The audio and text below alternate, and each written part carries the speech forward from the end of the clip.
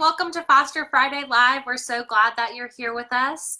I am really excited because we have one of my favorite people in the world, Kendal, is here with us today. And we're going to be talking about working with the child welfare system, working with the team that has your children's best interest in mind. So if you are here, if you're tuning in, if you will just comment, hi Jill, we're glad you're here. If you will just let us know that you're here and feel free to ask any questions that you have. But Kendal, if you'll introduce yourself and maybe a little bit about who you are and the role you play. Sure. So my name is Kendal Farmer. I am currently a supervisor for the Upstate Foster Family Licensing Unit. I'm also a foster parent. I've been with DSS doing licensing work, started as a foster care caseworker about 10 years ago, and have been a foster parent for about 6 years total.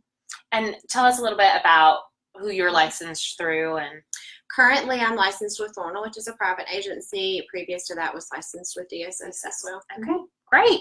Well, we're going to talk a little bit about the child welfare team that kind of comes around a foster child when they come into care. So can you talk to us, and I know it's a little bit complicated, there's a lot of players in the game, so who's involved and what are their different roles? So it is complicated. It does tend to vary some by county. Different counties have different processes for their cases, but from the very beginning, which if you have a placement, you will get a call from a placement worker within our regional licensing units. That may be someone you haven't spoken with before, and that person is solely responsible for locating the placement. Then ongoing, you have your family support coordinator that's there, sort of we say as a caseworker for the actual foster family, not the child or the parents, but for the foster family. So they're an ongoing means of support. Then your child will have a caseworker with the county that you will deal with, and that looks different. We were just talking with the different counties. So some counties have a front end worker that takes the case, and then they'll transfer it ongoing to a foster care worker. Always there's an investigator that has the case initially until it's an indicated case, and then they transfer it to foster care. So on the front end, there could be a couple of different workers and supervisors you're dealing with. Of course, the Guardian Ad Litem is a piece that of the puzzle with the child welfare system that you're working with, review board and the court system ongoing until the end of the case. So let's just kind of back up just a little bit. The Guardian, can you tell us a little bit more about who that person is and maybe the interactions they might have with the foster family and with DSS? Sure. So those are volunteers that are court appointed through the County Guardian Ad Litem's program, and they get assigned or accept the case for the child depending on, every case is different. So some guardians I have seen personally with foster children every month, they want to come to the house or talk. Others tend to see the children maybe at visits at DSS, or they may go to school. So you might not actually have face-to-face contact, but that doesn't mean, the guardian is not seeing them. They may be seeing them at the visits or in other places. And they'll present in court and maybe at the foster care review board. They have to present their report when there's a court hearing, and are tasked with sort of speaking on behalf of the child and what they feel is in the child's best interest. Yeah, and so one of the questions that I've heard from foster parents recently too is about the foster care review board. That might be something that you've been to, or maybe you've just gotten the notice for. So tell us just really quickly about the foster care review board. Review board comes up. It's not an initial thing. It's every 6 months. So I usually do try to go to all of those when I have foster children, as well as the court hearings, just to stay informed and be part of the process. So you should get written notice. Usually a letter will come in the mail. You can always ask your worker if you have a question about when review board is coming up. Ask your family support coordinator if you're not sure, and they can connect with the county to get those dates. But it's an every 6 month review. Okay, and who sits on those boards? They are appointed as well. They're volunteers that are appointed to be on that panel.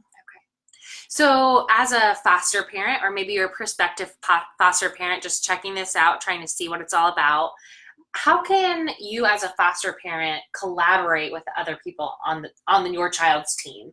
The caseworkers, the guardian, the bio family, how can you collaborate for the best interest of the child?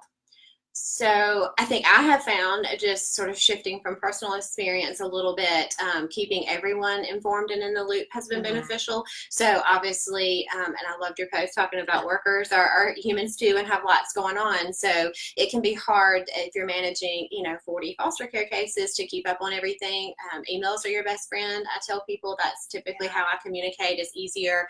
They can copy and paste that information. You can CC the Guardian so they have the same information. So everybody is on the same page, and you're sharing as much as you have and as much as you know and feel they need to know.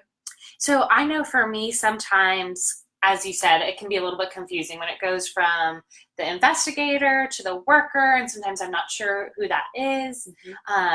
What would be a way that you suggest for a foster parent to get that initial contact information, or even know who to contact?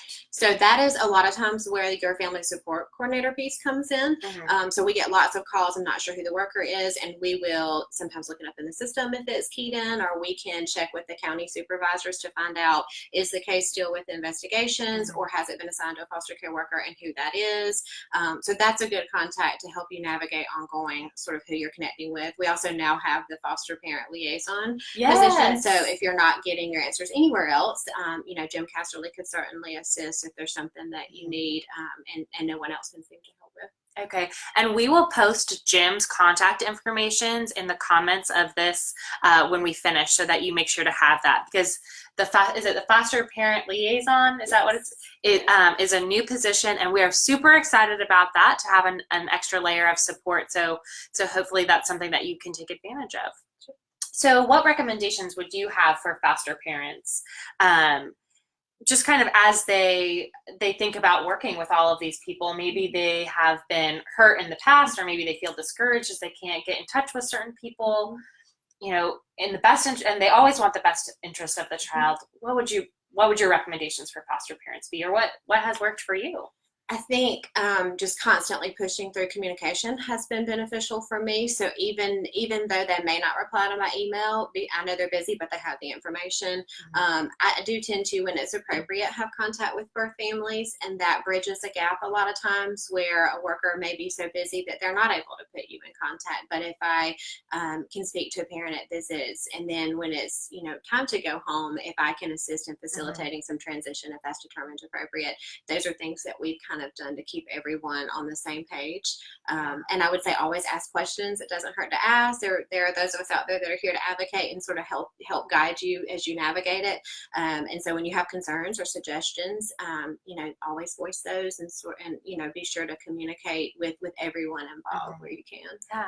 So I see a couple of you are tuned in. If you guys have questions about working with birth families or working with caseworkers, please feel free to share. We want to make sure we're answering those questions. And we do have one question from Joanne that we're going to kind of touch on. But for me, when it comes to interaction with the biological family, at the beginning, certainly when I was a new foster parent, that felt really intimidating. So what would you maybe recommend, or what has worked for you in terms of that initial contact, that first interaction for someone who maybe, like me and my husband, we were a little bit nervous about how to come forward?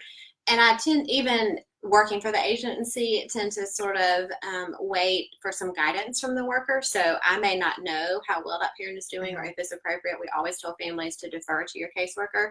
So if they say, we don't feel like that's appropriate, that's what we honor. But a lot of times it is, even if a parent is not doing ideally like we would want them to, sometimes that support matters. The foster child we had that just transitioned home a few months ago, we still see her mom. She was at the lake with us last weekend, and she's been very honest from the beginning that without that support, I'm not sure. I had to, let go of other friends and family maybe, and having that support meant a lot, knowing that she could know that her child was safe and she could talk to her some nights before bed. Those small things made a huge difference, and it was sort of, easing into it. So sometimes it may be a letter if you're not comfortable with face-to-face contact from the beginning. You could always send things to the visits. Transporting to a visit has really been a big thing for us because it's a way in a controlled environment from the beginning to have some contact versus, you're not having them to your house from the beginning or anything like that, but you're at the office and you maybe are helping with some of that transportation piece, but you have, connection with them slowly through that until you can feel more comfortable. Yeah. And with caseworkers' approval, I've heard of really successful relationships that happen. You can call from a blocked number, you can use a Google Voice phone number so that you're not sharing that personal contact information before you feel ready to do that. Now, what about, I've heard some foster families talk about Facebook. Is there like an official policy on like being Facebook contacts with a biological family or other family members? You just can't put your foster children on Facebook. Yeah. But she did, so that our foster child's mom did video message that way. So she didn't have an iPhone. And so that she did have our number, but she didn't necessarily need it. Yeah. So she could video chat that way. And That's that was great. a private way to do that. It wasn't on a public forum, but still using that. Yeah. So Joanne had asked earlier about the transition plan and, looking for some guidance in how to support that transition back home, because obviously the goal is reunification. Sure. And when all the stars align and that happens and a foster family can be a part of that, what does that transition plan look like? It really is case by case. So it depends on that case and that child's needs. And that's something where I'd really encourage, foster parents to get with their worker and guardian. And if there is a counselor involved that the child is seeing, a mental health professional, to loop all of those people in and try to work together you certainly as a foster parent express what you feel like you might want to see, how you're willing to help facilitate that if appropriate, and seek some guidance from the agency in terms of what they plan to do where you're looking at transition home. Because even though that's the goal, and obviously we want reunification, and that is the child's family, that transition can be really challenging. It's difficult transitioning in and difficult transitioning out. Absolutely. So that can be really helpful. So, we talked about some of the system is confusing. It can be confusing as a foster parent, which figuring out who to call, who to contact, who's involved. I'm sure there's so many moving pieces as a caseworker. So is it ever hard for you to remember why you got started doing this, the work of a foster parent and the work of a caseworker? Sure. So being a foster parent keeps me grounded, I think, in working at DSS. There's lots of challenges. We all know that. All of us are human and have lots of things going on and struggles and caseloads and things like that. But for me, also fostering and going home and seeing why we're all here, it really truly is about that child. And so having a child in my home or being a foster parent has sort of grounded me for my why and why I continue to also do this as a profession. Yeah. So what do you do when you get discouraged, when things get hard, maybe when you're feeling the weight of other people's choices? What do you do to kind of bring yourself back to your why? I think having a good support system definitely helps. So having other foster parent friends, attending your monthly meetings, support groups in your area. Sometimes it is just a vent and say, this really frustrates me, but there's always someone that's able to sort of bring me back around to, but this is why. I will say that having contact with the birth mom actually surprisingly has been a strong encouragement for my husband and I with our current, because she's reached out several times just to say, I just want y'all to know that if had it not been for y'all, I'm not sure what I would have done, or I would have completely been devastated not to know that she was safe while she was in foster care. And so hearing her encouragement has been helpful. Well, and I just had an opportunity to meet with our Moms Matter group, which is a support group for our biological moms who have had their children taken or they're in the foster care system. And that's what they said, just knowing that their kid is safe, like putting a face to that name, putting a face to that experience, just knowing kind of who has their child and that little bit of reassurance that your child is safe and they're going to be okay is so beneficial for the biological family as well. It really is. All right. Well, thank you so much, everyone. Thank you, Kendal. Any chance I get to hang out with Kendal, I'm going to take. But we're so glad that you have tuned in.